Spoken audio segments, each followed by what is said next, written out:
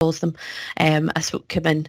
I've learned something new today about Teams. It's brilliant. Every day is a learning day, isn't it, folks? So we'll start at 4:50, and it's just gone 4:15. There we go. How exciting. So good afternoon, everybody. As you can see, thank you for joining us today. If you wouldn't mind, just a few wee housekeeping rules just now. If you wouldn't mind just turning off your camera, it just kind of stops things from kind of jumping about the screen, and it also saves a wee bit of bandwidth. If you'd mute your microphone just now, please. There will be opportunities, hopefully, to share a little bit later. Once again, keep fingers and toes crossed, because we'll see how that goes with technology. The chat pane is available at the side, and I'll fill you in a wee bit more about that. And we've got joined by some colleagues from Education Scotland who are also going to be supporting that. So good afternoon and welcome. My name is Jane Hamilton, and I am one of the STEM education officers within the STEM team at Education Scotland. Like I said, I'm also joined by colleagues from the STEM team, some of which you have extensive experience in working with learners with additional support needs. And they're going to be supporting the session by keeping an eye on the chat pane, and then they're also happy to kind of jump in to contribute to the discussion as well. Just to make you aware, we will be recording the session, and we will also be making the slides that we use today available on the Secondary Sciences Network as well. So thank you for joining us for the final webinar of the year. So we have an action-packed session all ready for you this afternoon, and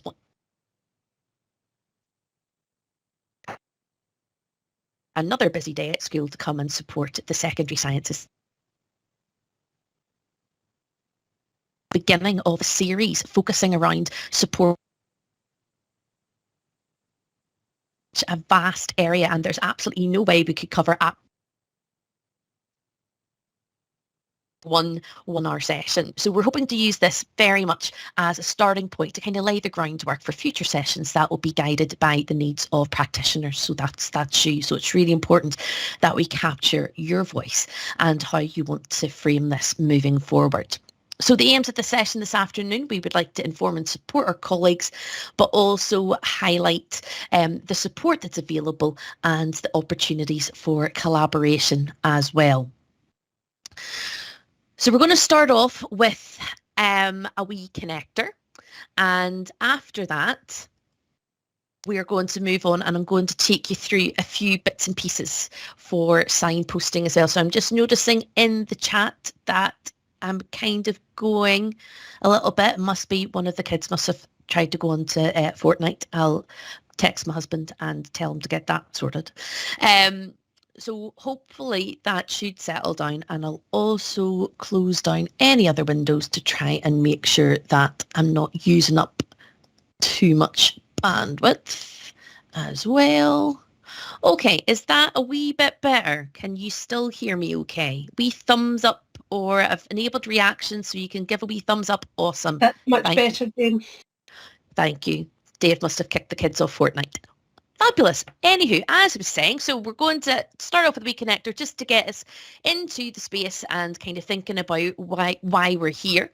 I'm going to take you through just some of the kind of key terms and try to kind of lay the groundwork whenever it comes to kind of key terminology and a few bits and pieces. Then going to go into some breakout rooms. I'm quite excited about this, but also that kind of nervous excitement, and that I really hope it works. But I've got Mary, who is the breakout room queen, who will hopefully be able to help me.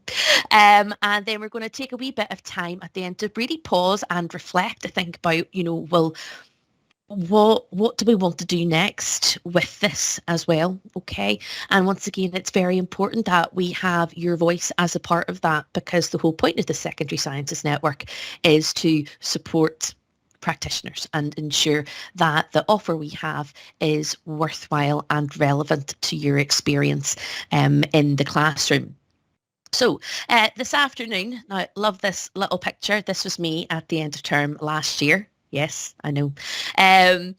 But just a wee bit of a giggle and a wee bit of a time to kind of stop and think about, well, why are we here this afternoon as well?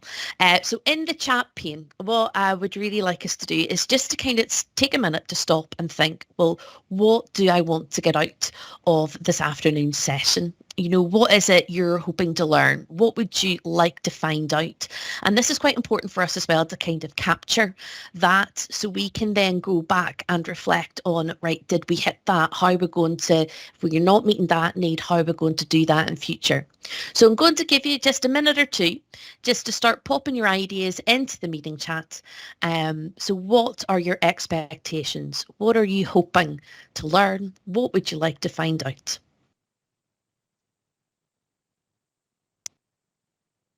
Thank you, Mrs. McKenna. I think that's a good point actually, because signing BGE courses, but then with the BGE you have to account for all learners, and you know, and I know that's like whenever you've got a wee S1, 2, 3 class with a huge spectrum of needs within it. Okay, so let's get our thoughts into the pane. Thank you very much. Yep, so we're looking for strategies. Yep, absolutely. Differentiation, making our curriculum inclusive. Fantastic.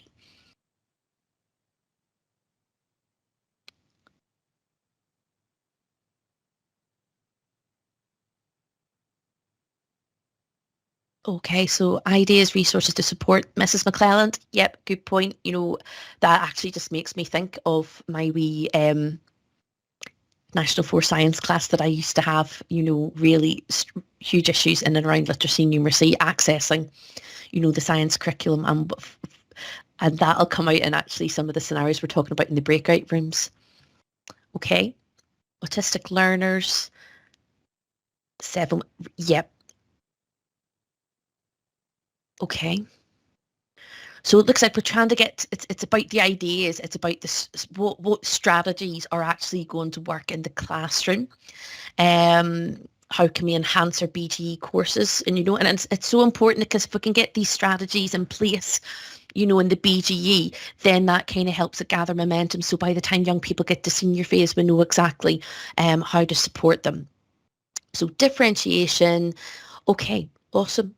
Thank you so much. And, you know, it's lovely to actually read these because it's kind of see that everyone here is kind of on the same page. It's like, what can we do to make the experience of our young people, you know, in the science classroom even better? Just and to help our own understanding, you know, Mrs. Reid, I like that, helping understanding. Yeah, exactly. So how can we improve our own understanding as well? Okay, so once again, some great ideas. So keep those coming. And like I said, one of my colleagues is going to capture some of that because I realise time is very precious, and it's great that we've had that time just to kind of stop and think, well, I've come this afternoon. What do I actually want to get out of this afternoon? And hopefully we'll be able to do something about that and meet those expectations.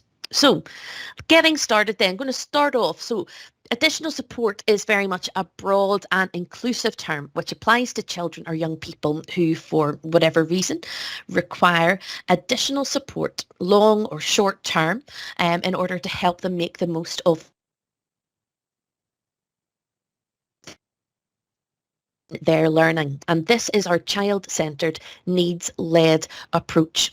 And the thing with additional support, like we've already said, it could be short-term. It might only be needed for a very short period of time, a few weeks, maybe a few months. And then those supports be removed. Or it might be a case of a young person, once the need's been identified, then they actually need that with them for the full duration of their time in education. So it's very important that we have an awareness of what this additional support actually means. And so we're going to break that down a little bit later into what we mean by targeted support and what we mean by universal support. Now, there's lots of reasons why our young people might need additional support.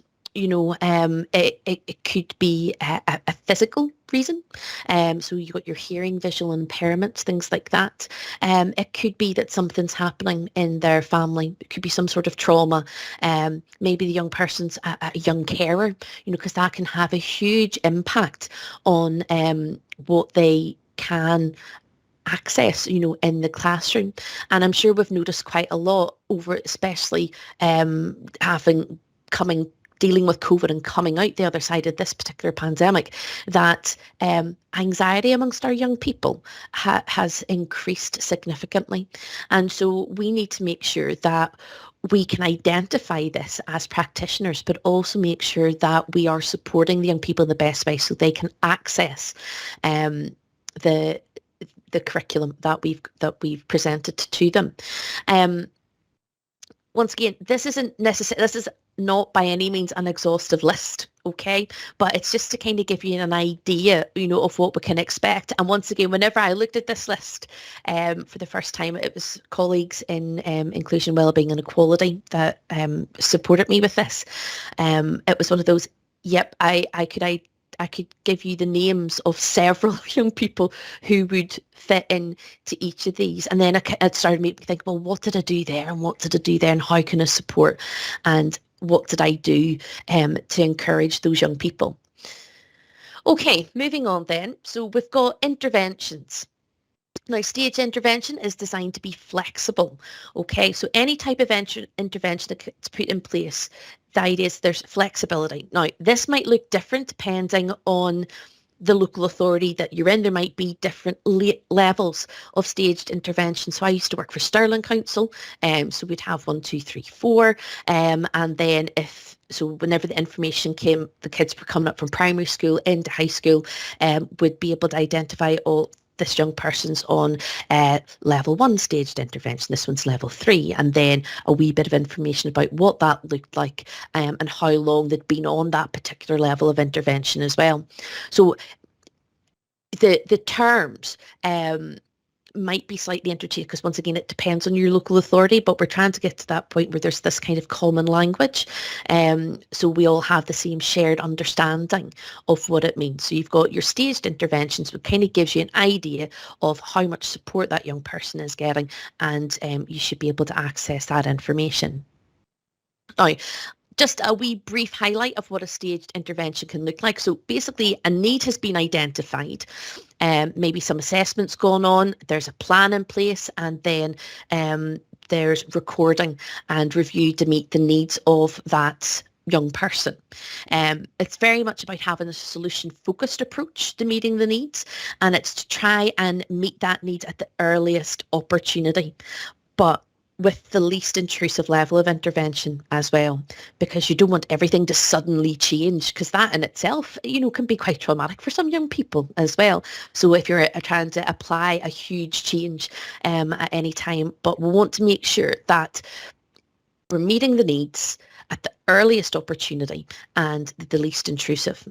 And whenever we're putting a staged intervention in place, and some of you might have a pupil support background and are probably already heavily involved in things like this, it involves the young person, the parents or carers, and different members of school staff. So it might be the pupil support teacher, or maybe you have health and wellbeing officers, and things like that, and other professionals like social services or educational psychologists as well, depending on what the needs of that young person is. And it's all about getting that working partnership to get it right for every child. So the principles of GERFEC are really underpinning this. Now, in the infographic there you saw we've got our targeted support, but we've also got universal support as well. Now, with universal support, so this entitlement to universal support is provided from within the existing preschool and school settings. And your universal support is all about your ethos, the climate, and the relationships with the young people. And as class practitioners, we all know how important it is to build that really supportive, nurturing relationship with the young people that cross our door every day. And it is the responsibility of all practitioners to take that child-centred approach, promoting well-being, inclusion, equality and fairness.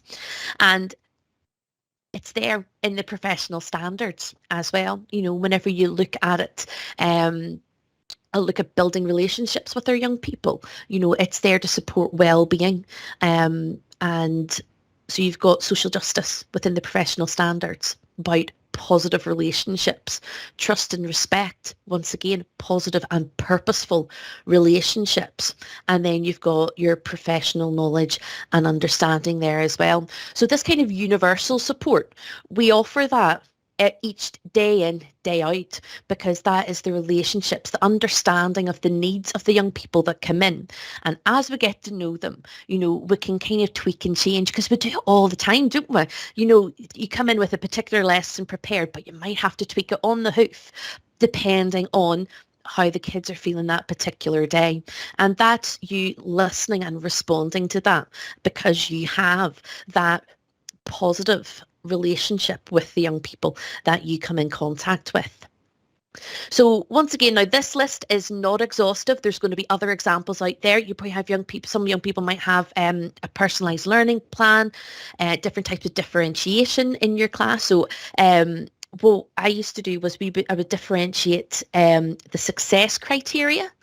So everyone would have the same learning intentions, but what that looked like for other people might be totally different. So success for one person would be different to another, and that way we're trying to think about, or about making sure everybody's able to access something within the lesson. I think it was the Ross Morrison McGill has the Mark Plan Teach books and the Just Great Teaching as well. So he has loads of strategies in those particular books as well that I found really, really useful, because you can go down the line of like good, better, best, for in terms of success, of what success looks like, literacy, numeracy, or health, wellbeing and support, enhanced transition. So once again, you're probably just coming out the other end of this, where you've got the young ones coming up from primary school, and probably you've had some small groups, and then you'll have the whole year groups and things like that coming into place, using ICT. So are you fully aware of all the different methods of accessibility that are in place?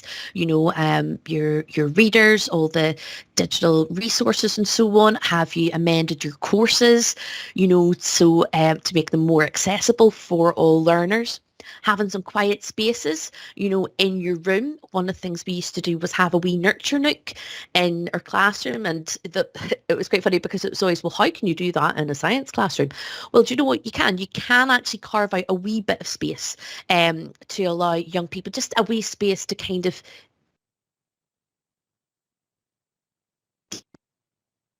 in a science classroom. We always had lots of practical going on, or there was some equipment set out for someone else about to come in and all this type of thing. So it was quite intense in a way. They were kind of getting bombarded with all these kind of things like visual cues and things like that. So it could be quite overwhelming for some young people. So having that quiet space within the classroom, so they knew they could go to that to kind of take a wee minute to kind of, right, okay, I'm fine, and then I'll join again whenever I'm ready. And visual timetables as well, depending on the young person. Now, use of language is important. And it is very common to use this term targeted support in the classroom. Now, targeted support is explained in one of the key documents that came out. So let's make sure I get this right. Additional Support for Learning Act.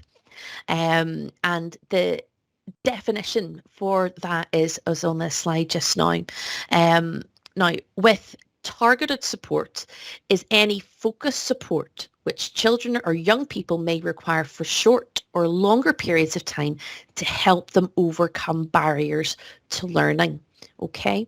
Now, targeted support. So it's once again, it's that kind of targeted. It's a bit more specific. A need has been identified, and that is what and something is put in place to support that over a short or long period of time.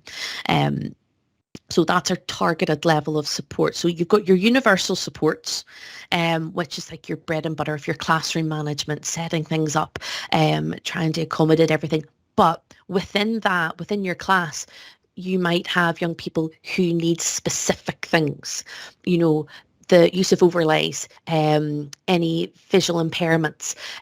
Once had a wee lassie who had quite a serious visual issue, so she had to be up at the front of the class.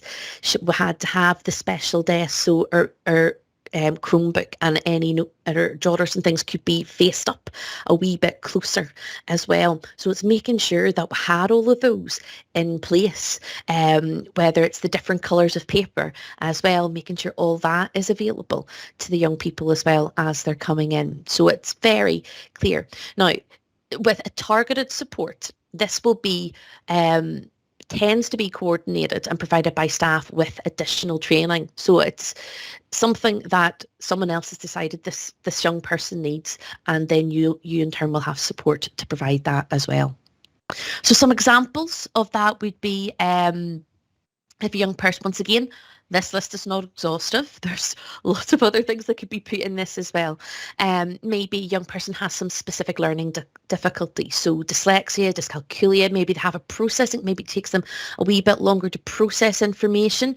So it might be about chunking up information for them rather than giving them a huge long method. Is there a better way to do this? Is there a visual way to represent this?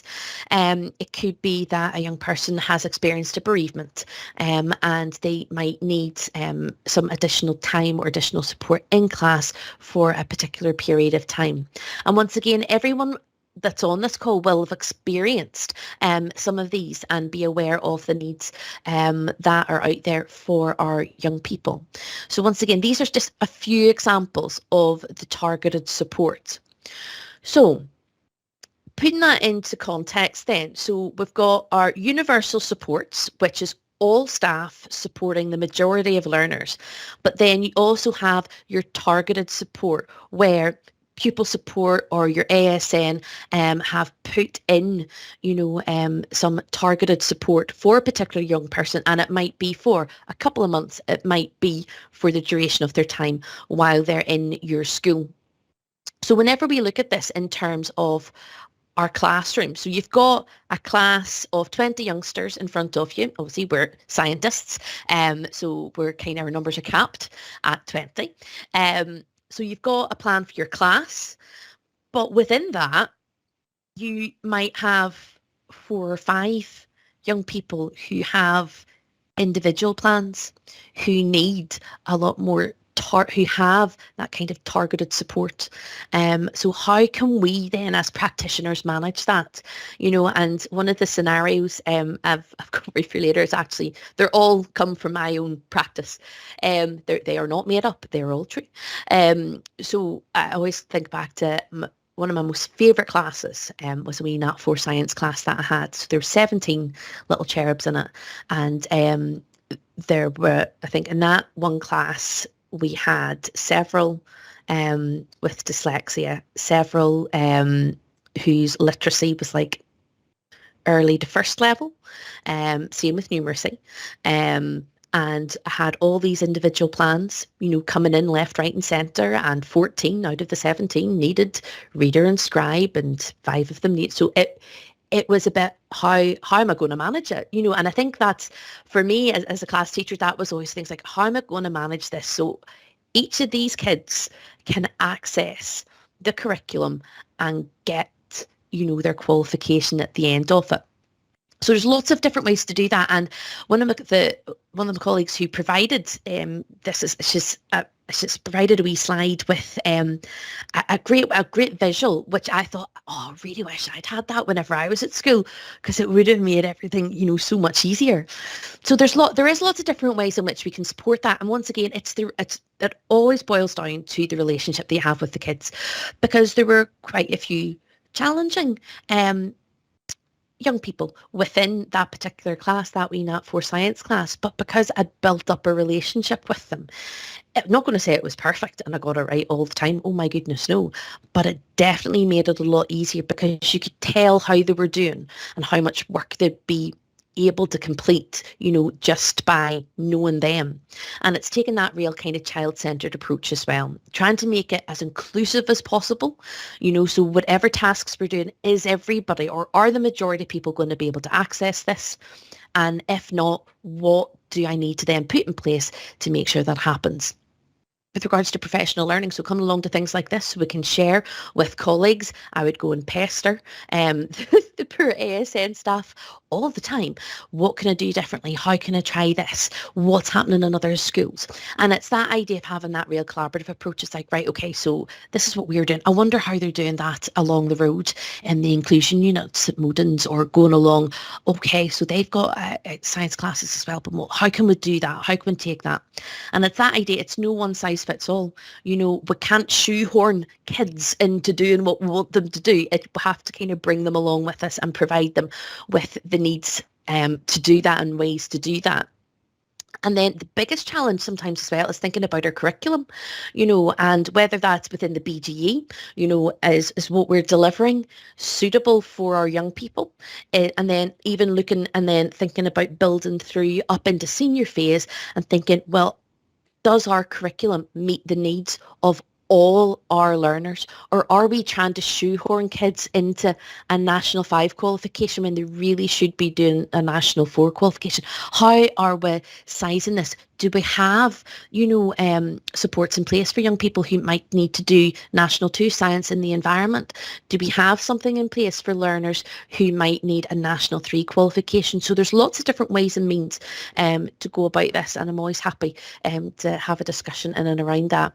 We need to make sure we've got balance and coherence, and it's and once again, it's about getting the kids at the centre of what we do as well. And it's so important that we take the time to reflect on our practice and think, well, is that going well? But don't do it in isolation. Find someone else. Right, what's going well for you? Make it something, a focus in the departmental meetings, review, go through what's going well, what can we do better? What do we need to do? Not necessarily better, actually, I think that's a bit harsh. I'm arguing with myself. I think it's a case of what can we do differently? We know what the barriers are. What can we do differently to make sure that our young people are able to access the science curriculum? Okay, so just before we move on to our breakout rooms in just a minute, I found this really useful. So whenever I was talking to my colleague Fran about this session, this is something that she had used whenever she was in school as well. So basically, it's like a wee table that you draw up for your class. So you'd identify what the needs are. Okay, so here's some of the needs or barriers. And then in this particular class, so say it's like a wee S2 science class, S2 general science. And within that S2 science class, you've got 4 young people who have targeted support. And their targeted supports, here we go. We've got dyslexia, ADHD, autism, and ADHD there as well. Now, okay, so how are we going to support these young people? And one of the best things to do is say, right, okay, so across the board, we can see that processing is an issue. So are we factoring in enough time? Are we chunking the information up enough? What else is sensory and the environment? Right, okay, so what is it about the environment whenever they're coming in? Is it noisy? Does it need to be quieter? Is there too much going on? How can we manage that effectively as well? And then their working memory is also an issue as well. Now, there's lots of ways, and there we go, transition. So for all 4 of these are the key things for these particular young people. So once you've identified the ones that are the big ones, so transition, so is coming into the class an issue? Is it moving between activities? Is it whenever we're packing up to go at the end? Is that the issue? So whenever you sit down, break it down like this. Honestly, I was like, why didn't I think of that whenever I was in school? It would have made my so much easier. And so you can actually see and make a visual for yourself as practitioner, right, okay, these are the ones that I'm going to focus on and try and make sure that we've got these. And there might be other people in your department or in the school who might have strategies as well to support you around this. And the best starting point, so whenever we're looking at whether it's our BGE, whether we're looking at supporting young people in senior phase, if it's small groups, whatever it happens to be, I think that one of the best things that we can do is really start reflecting on where we're at just now, because with the best will in the world, because we'll just change everything. But then the scientist in you will be, it's better just to change the one variable, because that way if what happens is the effect of that or not. Okay, honestly, it actually gives me the fear whenever folk talk about changing loads of things. I'm like, no, what variable? Pick one variable. You'd fail your advanced tire practice. Where are we? So make use of self-evaluation tools that are available. So think about your practice. Think about, well, what's happening in my classroom? Think about what's happening in your department or faculty, and then think about your whole school approaches as well. Who is it? Who can you connect with? Who can you share practice with? Kind of do that inwards, looking inwards. So reflect on what's going on in your setting. Look outwards and see, well, what are other people doing? And that kind of looking forwards bit as well. It's like, where do we want to be? And once you've kind of established where you're at or your baseline, you can then identify the gaps and pick one and then say, right, okay, so what can we do to make this, what can we do to overcome these barriers? How can we develop this a little bit more? Okay, so I've just given you very much a whistle-stop tour of, we've had your definition of ASN, we've talked about universal and targeted supports, given a few examples of those, given a few tools and a few little anecdotes as well on what you can potentially do. Now, what we're going to do just now, and this is the bit that's actually giving me the fear. So we are going to split people up into breakout rooms, and we're going to direct you to Jamboards. Now, if you're in rooms 1, now this is where I kind of have to get my numbers right, because I've got 2 Jamboards. Mary, you're going to have to help me here before I do something really silly. So, thank you. Jane, we've got 49 people on the call, and then we've got a few other folks likes of me and Margaret and Lynn. So, yeah, so 49. Right, perfect. So we'll use both the Jamboards, I think, just to kind of keep it nice and simple. So I think whenever I put people into breakout rooms, so there's going to be 13 rooms with 4 or 5 people in each. Now, people are going to be randomly assigned, okay? And what we're going to do, Mary, would you be able to pop the Jamboards into the chat for me just now? Is that okay? Now, yep, if you are in rooms 1 to 6, can you use the first Jamboard link, please? It's just going in now, Jane. Awesome, thank you. And if you are in rooms 7 through to 13, can you use Jamboard number 2, please? And here's number 2 link coming here. Awesome. Right, and we'll also pop those, I think we can also put those into the... Oh, Jane, into the rooms yet. Jane, your sound is coming and going a wee bit for me, certainly. Yep, that's fine. Right, okay, that's fine. I'll see what I can do about that. I might actually turn my camera off just to be on the safe side. So folks, what we're going to do, in the Jamboard, there will be some scenarios. Okay, so we've got 3 wee scenarios, and what I'd like you to do in your groups is have a chat about how you would deal with this. So think about, what do you need? What can you do? What are the barriers? Okay. Now, if you're familiar with using Jamboard, then you can put your little post-its on, and so for each scenario, okay, there's a different page, and then there's also a wee evaluation bit that we'll be using a wee bit later on as well. So in your groups, have a chat about scenario 1. You've got a wee general science class, you've been given some information about them, and as part of the curriculum, as part of what you do in your school, you have to take them outside to study biodiversity using quadrats. Once again, quadrats usually give me the fear because there's usually one that went sailing over somebody's head. But anywho, next, National 4 Science class, scenario 2, you've got a range of needs. And like I said, this is taken from my own personal experience, okay?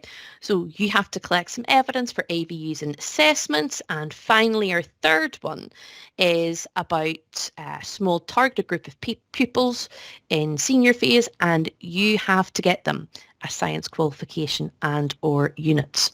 So I'm going to pop everyone out into rooms. I'll do my best to kind of jump around. You're going to have 15 minutes, and then we'll come back and try and capture some information. But it's all going to be in the Jamboard, which is great. But it'd be nice to hear from you guys as well if anyone has anything they'd like to contribute. So within this, so was there anything in particular that kind of jumped out at you for this? Once again, if you want to put your hand up, you can put your hand up, and then I'll bring you in. is there anything in particular that jumped out at here you'd like to share about the barriers? Anything you would recommend to do? What would your advice be to someone who was starting here? Anyone want to come in? You are more than welcome to come in and share your ideas.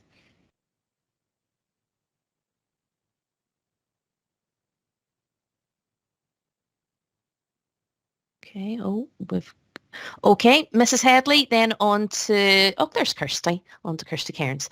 Mrs. Headley, and you come, please. I think one of the main things that I saw here was there's quite a lot of different needs, but then you've got to think about the kids that actually are able and may whiz through work, especially when they're outside. So it was like adding additional either harder quadrat examples or different challenges they could do with the quadrats if they're outside or in the classroom. That was so it was kind of focusing on also like more able learners.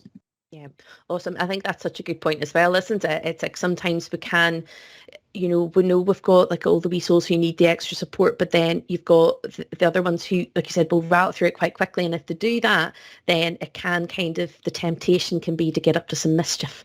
And that's when quadrats end up getting chucked about. Kirsty, do you want to come in? Yeah, we were just saying, I think we kind of heavily went on the barriers and we were there for quite some time. I'm just talking about the barriers, just to outdoor learning in general before there's even any of the additional support needs. And I just find that it's just quadrats are quite, they can be tricky, it can be quite boring. You've got to make sure you've got the right. So we were just talking about all the barriers, how we would like manage the different like needs, like the ADHD. I was like, as long as you're kind of quick and snappy, and maybe give them a kind of tiny teacher job, I like to call them, because give them responsibility. And they, just thinking of a particular boy, like if he becomes the teacher and has to, then it definitely helps him manage like the challenges, the barriers that he comes to. So but that was a great point. And Mrs. Headley said as well. Like, we actually never even got onto that because we were just talking about barriers to outdoor learning in the classes with additional support needs. No worries, but it's so important to have those conversations, isn't it? And have that kind of discussion and how you would manage it as well. And I know so many teachers get the fear whenever you say, right, we're going to take them outside, and you can kind of see the intake of breath and the kind of, the colour going sheet white, as the go across. Support staff as well. Exactly. So there's so much in that. Risk assessment, especially with somebody visually impaired and things. So there's a lot to think about. Well done, you. So scenario 2 then was a nice little Nat 4 science class. 17 young people we've got dyslexia, we've got Tourette's, we've got autism, lots of emotional behavioural issues in there as well. We need 12 readers and scribes, 4 need separate accommodation. How are you going to collect their AVU? Now, I realise our time is a wee bit tight. Is there anyone who wants to come in just now? If there's anyone who wants to kind of share any thoughts or reflections on this one, on scenario 2? Any thoughts or reflections on scenario 2? Don't be shy. I know you aren't. Yeah, and Mary's just posted in the chat as well. The Jamboard will be available after today as well, because there's no point you putting all that information down and then it just kind of disappearing into the ether. It's so important that you can go back and then check and think, oh, what can we use? And we will, of course, merge the two together. Abby, in you come. Hello, I was just going to say the main thing that really stuck out to me was the use of ICT to try and get around the read and scribe, depending on what the needs of the pupils are. To try and kind of reduce that need for extra staff and extra people, or even senior pupils from 5th and 6th year, if you've got sort of trusted pupils who you could have to scribe rather than trying to find lots of staff. Yeah, exactly. And that's what I ended up having to do. It was like, right, okay, where's my seniors? It's like, who's my higher pupils? Right, come on, you can come in, you can do reader and scribe. And it was just kind of managing that and trying to make sure that everybody had enough time, and the accessibility part of it as well. Are there programs that will actually read it out, for the young people, do things like that as well. Miss Ellis, do you want to jump in before we move on to the last one? Miss Ellis, thank you. Hi, just the other thing was, like I work with Abby, so We also have looked recently at making those unit assessments more of like user friendly. So you'll all know that when you get SQA quote, like the end of unit assessments through, they're not user friendly. So it's going and making sure that you adjust them to have more spacing, to have the lines. So that will help a lot of them being able to actually access the assessments. They'll find it much easier.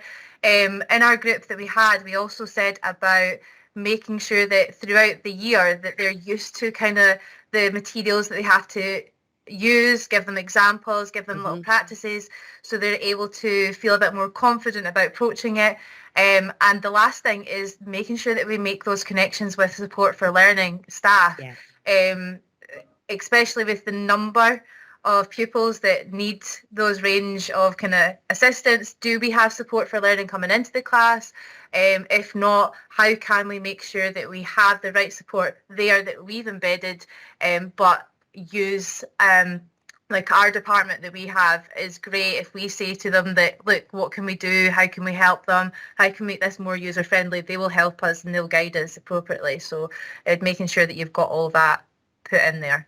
Yeah, that's great. Thank you so much for that. Really appreciate that. And I think that, like you're saying about the accessibility, because I know how much time I spent, getting the UASP spaced out just right so people could actually write stuff in it. So the last one was about ASN. Now, once again, I'm very, very conscious of time. And once again, this is another particularly challenging one. And I think we could probably spend an entire session just based on each scenario. We could discuss them and come up with lots of different strategies and supports that we could put in, and that's what the Jamboard is there for as well, folks. So we'll make sure to get that out to you as well. Now, really and once again, it's so important that we do get your feedback, and I really do hope that you found the breakout rooms and the discussions beneficial. I really hope that's something that you were able to learn from that. Mary has already put the link to the form, to the evaluation form in there, but also in the Jamboard, there's a space there for you to stop and think about, well, how is everything connected to what you already know? Is there anything you would like to, or did you get any new ideas to potentially extend your thinking in different directions? Is there anything that's still challenging for you? What questions do you have?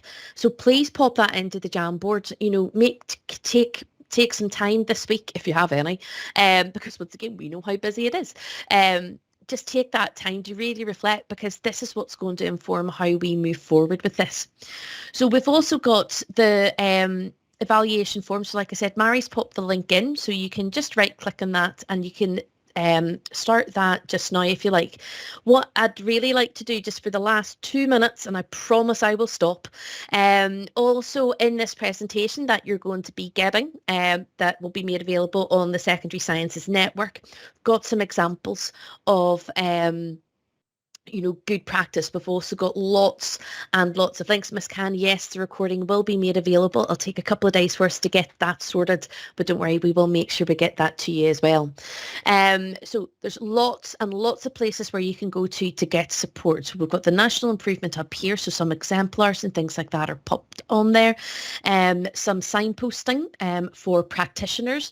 Now, once again, we're not going to take you through absolutely everything, because you can read it yourself, and whenever you access the presentation afterwards, they'll all be there. Some, if you want to think about in and around families and learners, further professional learning as well. So is there something that was highlighted this afternoon that you think, you know what, I want to know more about that, I'm going to go and find out a wee bit more? So have a wee look. There's wakelets, different toolkits and things like that you can use as well.